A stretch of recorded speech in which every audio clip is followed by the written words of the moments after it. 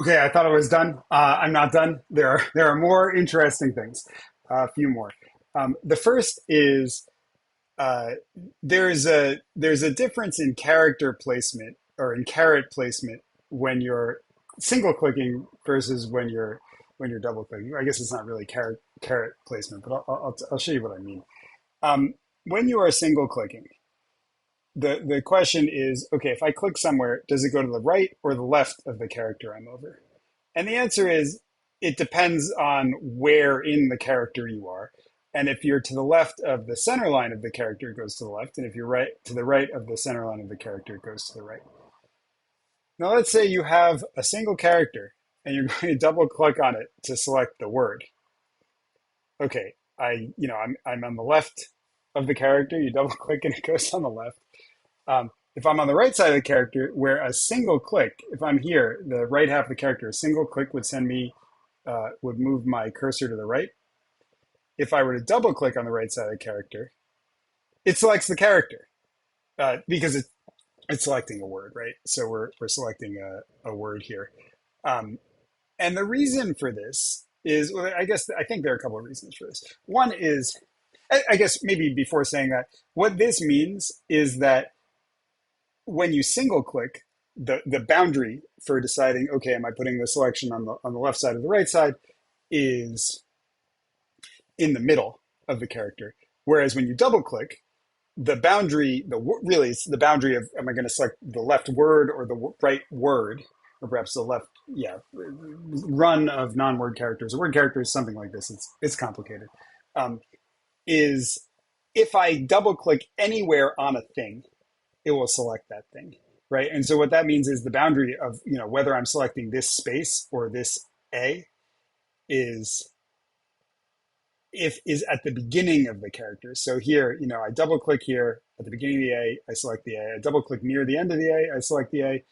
If I double click just a little to the left of the A, I select the space previous. And I think one reason for this is like you would like it to be easy to double click and select a space between two words and not have to be like, oh, am I on the left side of like the left half of the space or am I on the right half of the space, which is the behavior for placing a caret. Instead, if I'm on the left half of the space, I want to select the space, but if I'm on the right half of the space, I want to select the space.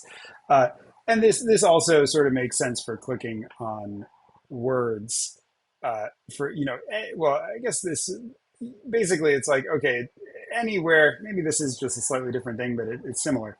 I want to be able to double click anywhere in the word, even if I'm like to the right side of the last character on the left side of the first character and it double clicks on the word. Uh, and I don't remember what it was, but I had some weird behavior when I was still figuring this out, which is, it's like I would double click.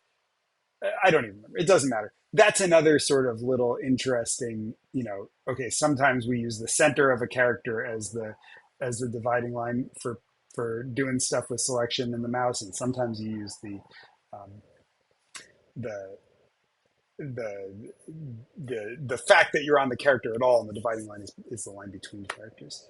Um, Another thing that I thought it would be useful to mention. Let me see if I can't find it. Do I have to? Come on. There we go. So when we were talking about word boundaries before, there's a Unicode annex called Unicode text segmentation, and it's Annex 29. And perhaps I will come back to this at some point because there's a lot in here that's interesting. But one of the things it does is it defines how to segment word boundaries, um, and quite it's quite detailed. I did not implement this. This is a lot of work. Um, let's see, how far down does it go? All right, there you go. So this is all about word boundaries and how you might double click on. I don't know if it actually talks about selection at all, but here you can, even without reading this, you can start to see that there's like some complicated, interesting stuff here. Um, there are all sorts of, I guess, what Unicode might call, what do they call it? Character classes. Basically, each character and character class has properties. And so this is the word break property. And maybe, I don't even know. But there is all sorts of complicated stuff here to do word breaking. And I think it even says here um, that you might want to, yeah, the relationship of line break and word break boundaries is script specific and may require special handling for satisfactory treatment. And going back to what I was saying earlier, you might even want to have special handling for different programming languages in your programmer's text editor or something like that. Um, so there's a lot here. Um, oh, and there was one more thing I was going to show. What was it? Oh, I've totally lost it. Um, ah, I remember. Okay, so here's the. This is. I don't think I've shown this in any of the videos. Here's the repository. Um, don't worry about that. It's going to be linked in the video description. But there's a package in here, a Swift package, if you happen to be programming in Swift, which is a language I think I've decided I don't like, but writing a Mac app, you write in Swift.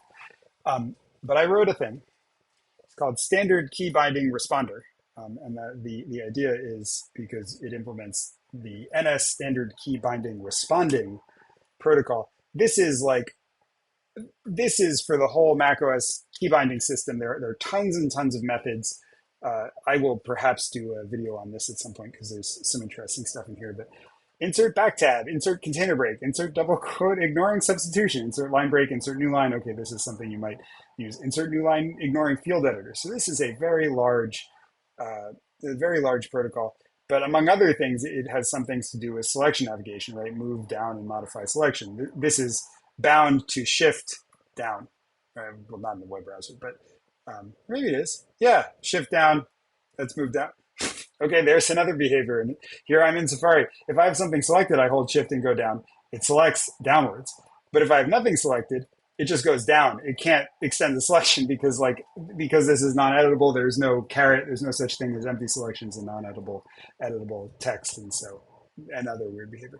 But this has to do with selection navigation, right? Move down, modify selection. And so I have this package.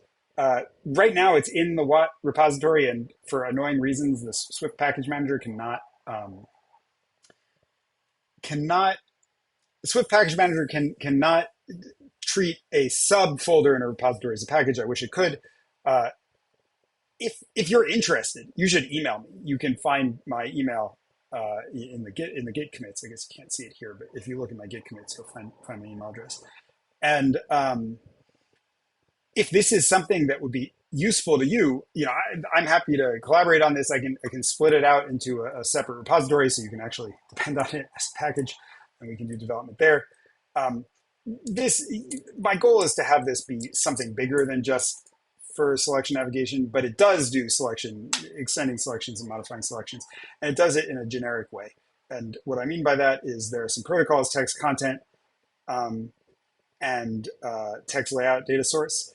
Text content is a stringish thing, and in fact, I've made string and attributed string .character view and NS attributed string conform to text content by default. And then text layout data source gives you layout information because you remember when you're where did it go? When you're moving up and down, you need layout information because you need X offsets, right? Like, okay, in this typeface, it's fixed pitch, so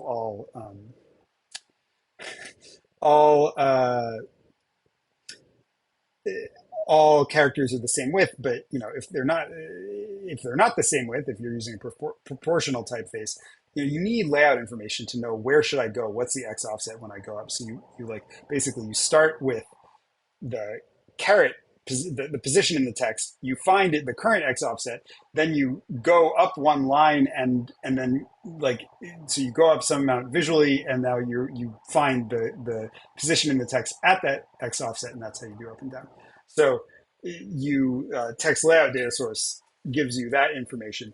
And if you implement text content and text layout data source, you can then use this. Oh, and then some other things that are very small and don't need to be worried about. You don't need to worry about right now. You can then get all of this text selection navigation behavior for free.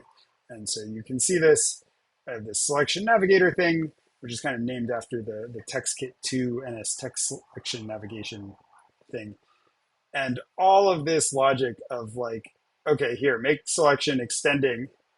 And this is something you use in the keyboard. So, it's like, I'd like to extend by I'd like to move by a word, either extending or not extending, and then here's the data source that you pass in, which is um, the text layout data source. And then all of the stuff about, okay, where should I put it? Where should the head be? Where should the affinity be? This is complicated stuff. And I made this hopefully in such a way that you can use this in your custom text view without, regardless of what sort of text storage you're using. And in theory, though, I think it'd take a little work because this assumes Swift ranges rather than NS ranges. You could even, we could make some small modifications and you'd be able to use this with NS text view also, if you're not using TextKit 2 or if you want some more complicated behavior that we can add here. So yeah, you can see this is like, it's a lot of code. Okay, let's say 650 or maybe 600 if you remove all the comments um, for this behavior, and perhaps you find this interesting and would like to use it in your project, then you can. And that's all.